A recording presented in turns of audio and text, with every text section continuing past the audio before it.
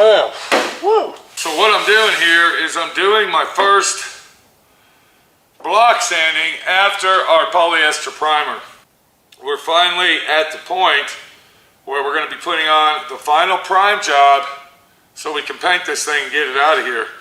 But what I'm using on this particular sand job is I'm using hand sanders like this one here, and I have several videos on these sanders.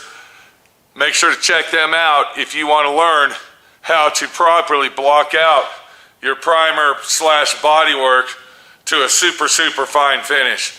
I got 80 grit on my block, and what I'm doing, I've already put a guide coat on our primer, and as I'm blocking it out, I'm looking for my highs and lows. I've already found 2 low spots on this door that I missed. We got one in this area here, and there's another one right here in the center. And I have to finish blocking this out, and then that's going to give me my roadmap where I'm going to go. But I don't want to get into how-to type situation on this, because this video is actually about start to finish on a rotisserie concourse restoration job. And if you notice, the work that I am performing to this car right here is a little bit different than all the other videos that you've seen. And the reason for that is that there are, what can I say, different stages and different levels of paint jobs that you can apply to the car. And this guy wants the best can get. And that's why we're going to this extreme right here and doing everything by hand versus let's use our air tools and then hand sand it at the end and paint it type situation. Welcome to D.I.Y. Automotive School with my friend Pete and Minnie, the body shop girl. It's everything you need to know about cars and more.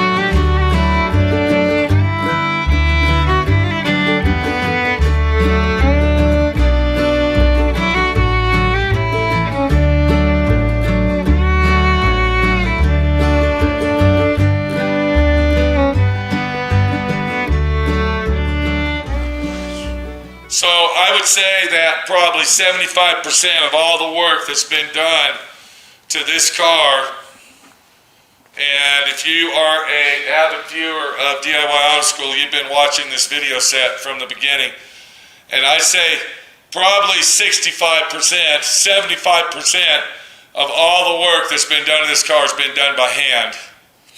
And when I say that, I'm talking about all the body work. Here's a little situation right here. We had the door and primer. It was really looking nice. And then we found out that the door and the fender weren't lining up properly, so we had to redo bodywork. When you hand sand the car, just like I was showing you in the beginning of this, it gives you more of an aspect of what's going on and what bodywork you've done to the car and what bodywork you need to do. As you can see, we're really getting fine-tuned on this car. These are little low spots that we found after we did our first initial block sanding to the polyester primer. Now, I will let you know this is not spray-on Bondo. This is not a spray-on Bondo application. This is a polyester primer. There's a difference, okay? And the reason that I put 3 coats of polyester primer on it is because this primer uses a fiberglass resin hardener. It seals it up tight. It's pretty much a 99.9% non-shrinkable primer, and it's also a very good filler primer.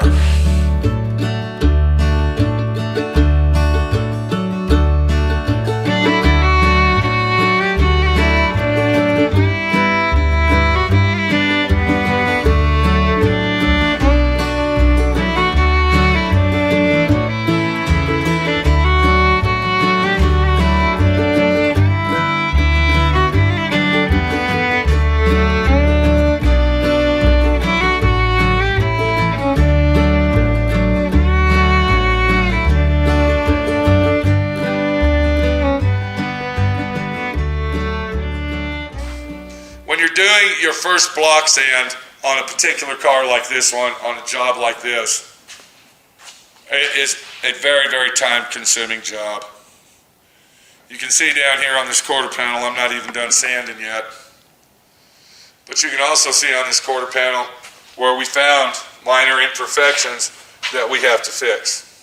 So the level of restoration that we're going on this particular car is much, much higher than your average strip to bare metal, do all the body work, fix the rust and paint car. When you get into this type of a restoration, all right, the customer expects it to be very, very, very high end. So we're almost ready, I would say after today, and I'm going to go ahead and work until this is done.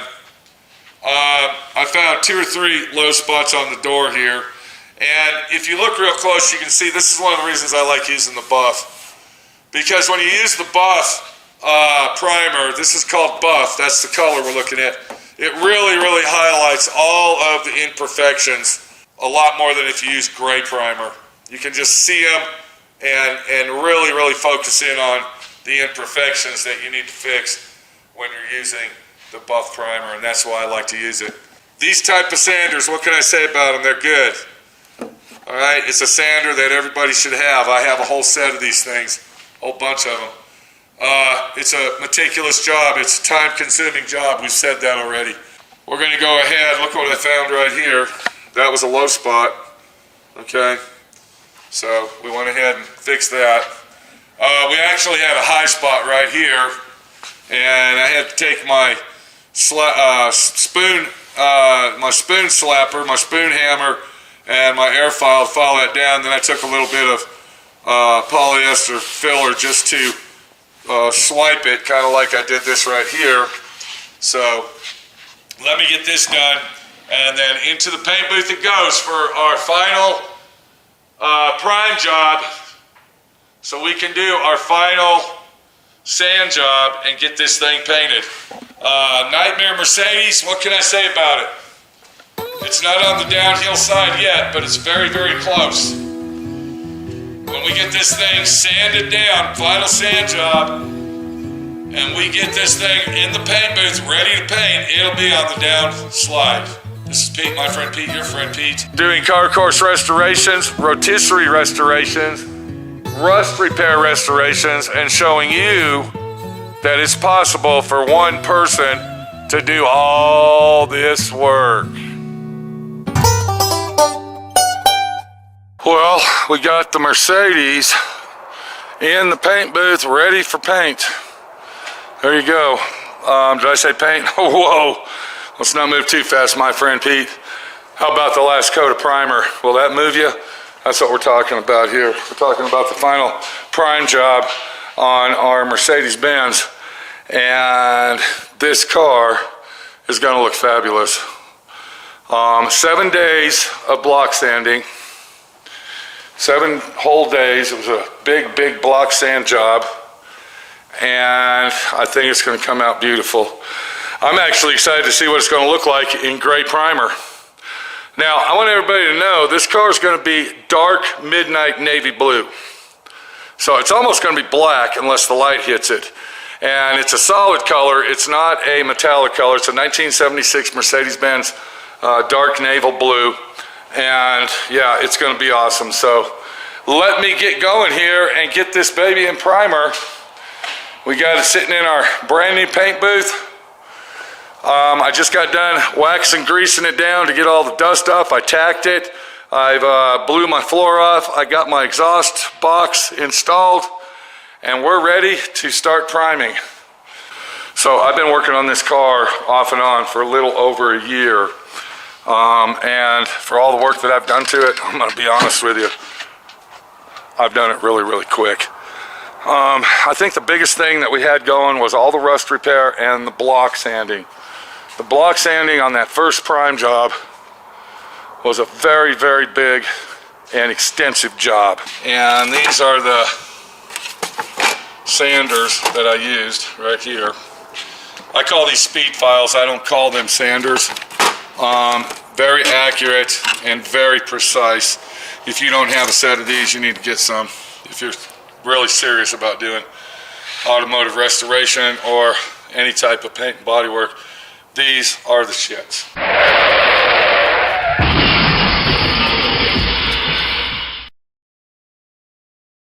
Well, we're finally at the blocking stage, and I thought it was the final blocking stage where we were going to be able to paint the Mercedes. This is our Nightmare Mercedes. I've actually been working on it for a year and 3 months, going on 3 months, 2 months, and the bodywork on the roof was atrocious. Now, I already did the bodywork once on this roof. The reason that the roof needed bodywork is because the owner insisted that it be sandblasted inside and out.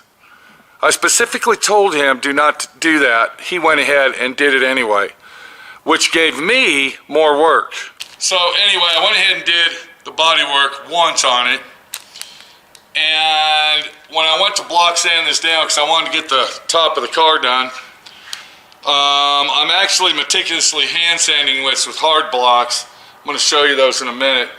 And we got to the roof. Well, there was a little dip still right here, and there was another one over there, and so we had to do body work on the roof one more time.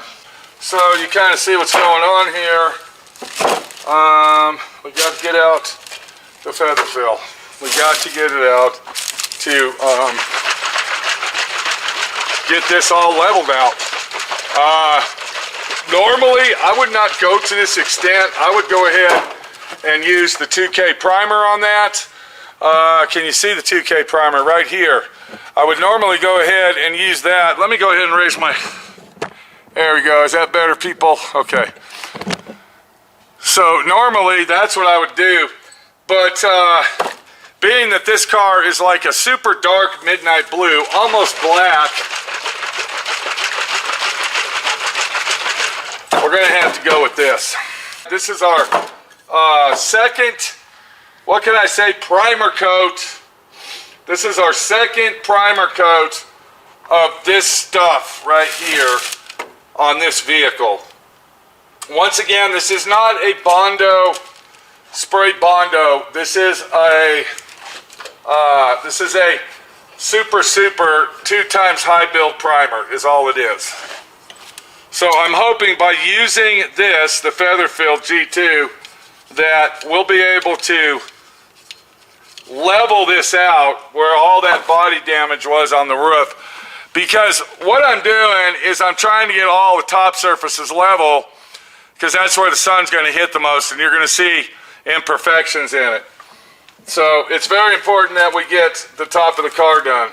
I have to put a coat of epoxy primer on that before I put this on there. Don't ever put this stuff on bare Bondo or bare metal. It will peel off and it'll come off and flake off. Always put epoxy primer on first. Let me do that. Let me go ahead and do that. I'll be back. Okay, I got the epoxy primer on it. I forgot all about that. When you're spraying this type of primer, this polyester primer, you have got to put epoxy primer on it first as a sealer. So we'll let that dry, and then I'll get my, I'm thinking about putting 3 coats on there because I really want it to flow out nice. And then tomorrow we'll go ahead and block that out. And then tomorrow night we'll go ahead and spot prime it one more time using our 2K primer. And then we should be able to do our final block sanding on this thing and get it painted and down the road. And on this particular job, before I lay the paint down, I'm only going to spot seal it. I'm not going to put sealer on the whole thing. I'm just going to spot seal it. I found out that actually works better than epoxy priming the whole item. But we do have the doors ready at least, so that's a plus for my friend Pete.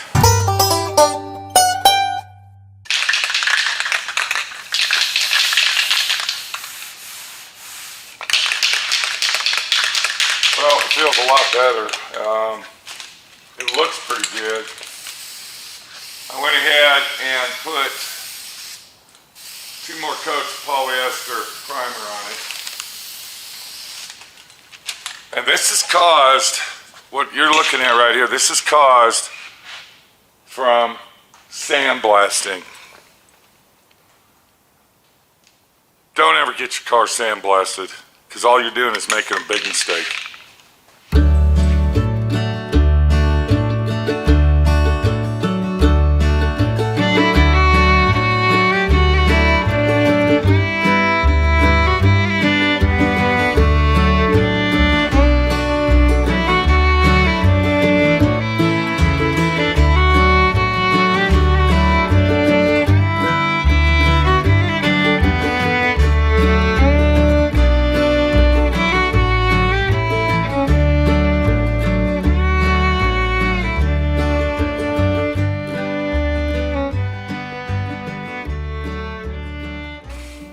So what we're going to do next, we're going to go ahead and work on the hood.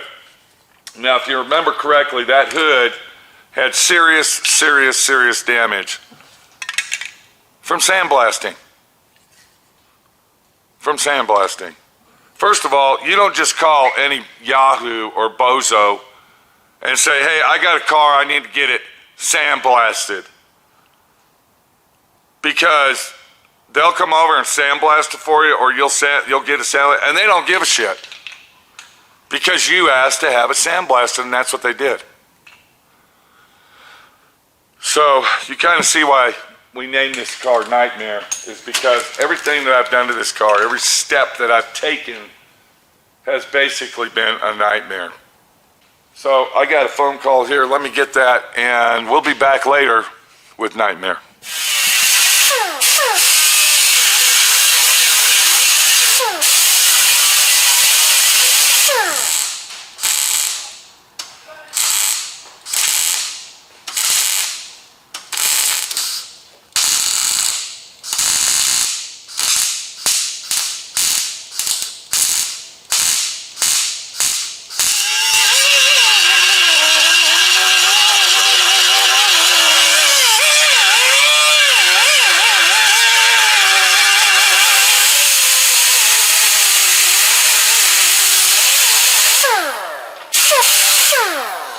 Okay, that one's fixed. What we're going to do next, I'll go ahead and let that cool down. I'll take some polyester filler and I'll just fill in the imperfections, sand it down, and we're done with that. Let's move on to this welding over here and get the bottom of this car block sanded, and we'll be back on the Nightmare Mercedes. Looking good. We're almost done with this thing. I'm thinking we're going to be painting this thing next week if everything works out. What are you thinking, Minnie, the body shop girl? Heck yeah, next week sounds good. We got a year and I think 3 months in this car, and it is coming out awesome.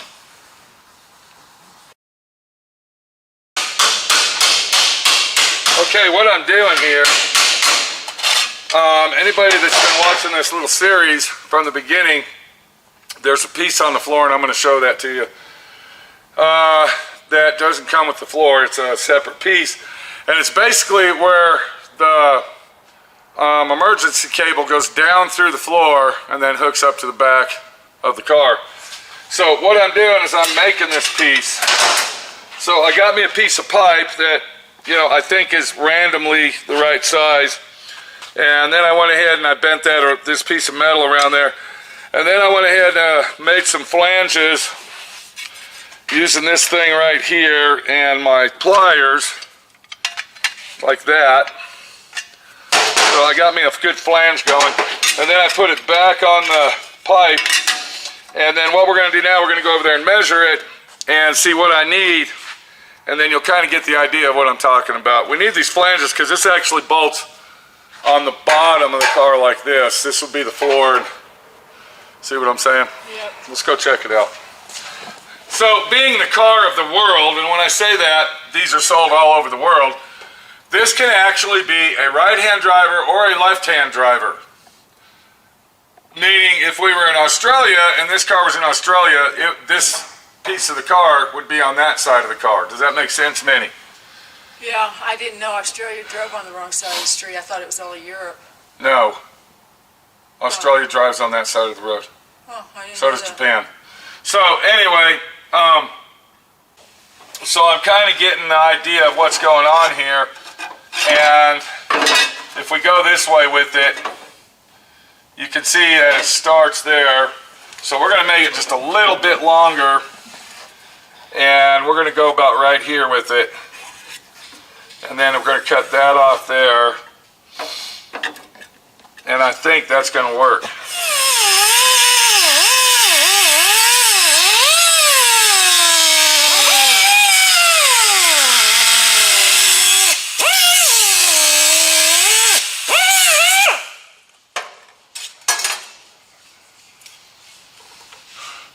Alright, now what we're going to do is I'm going to try to make a cone out of this, a cone shape, and let me show you how I'm going to do that. So what I'll do is I'll take this big pipe out of here, just like that. I'm going to take a smaller diameter pipe right there, and then we're going to stick it in here, just like this. Go ahead and bring it out just a little longer. Right there.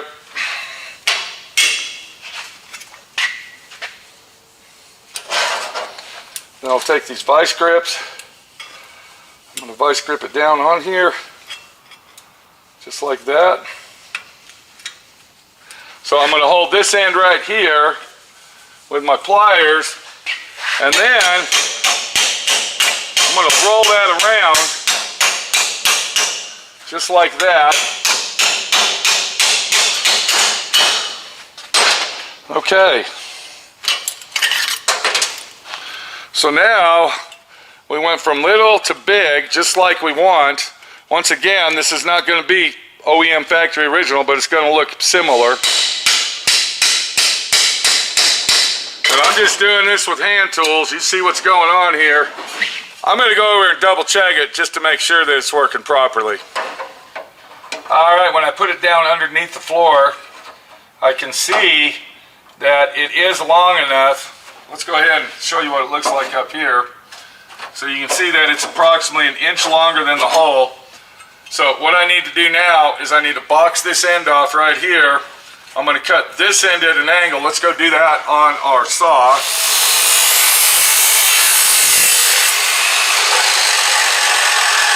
See what I just did? I'm going to make the flanges the same. So we're going to cut off this right there, and then that'll be the same, and then we'll also bring that right there. Actually, it's going to be out here.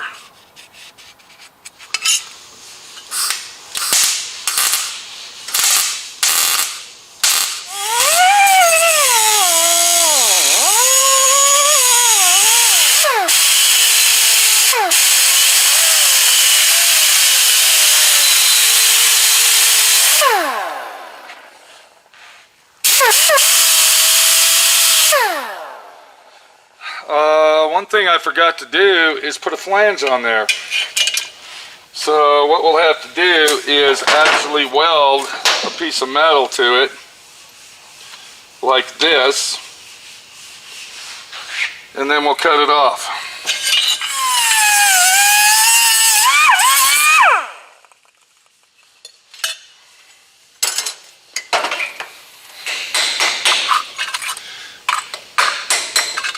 There we go, look at that. I think that'll work right there. A little bit smaller here, a little bit bigger there. It's not the prettiest thing in the world, but who's going to see it on the bottom of the car? Alright, I went ahead and got that welded in. You can see right there where I spot painted it. And there's the little culprit right there. Got it seam sealed and painted. And I think that's going to work. Like I said, we're going to leave them to drill the hole they need. You can kind of see where the cable goes. It rides right down in that valley there and then comes around, and if you look real close, there's 2 holes right there. That's a bracket where it actually bolts to. So that worked out nice. I like it, and it's a workable, durable situation.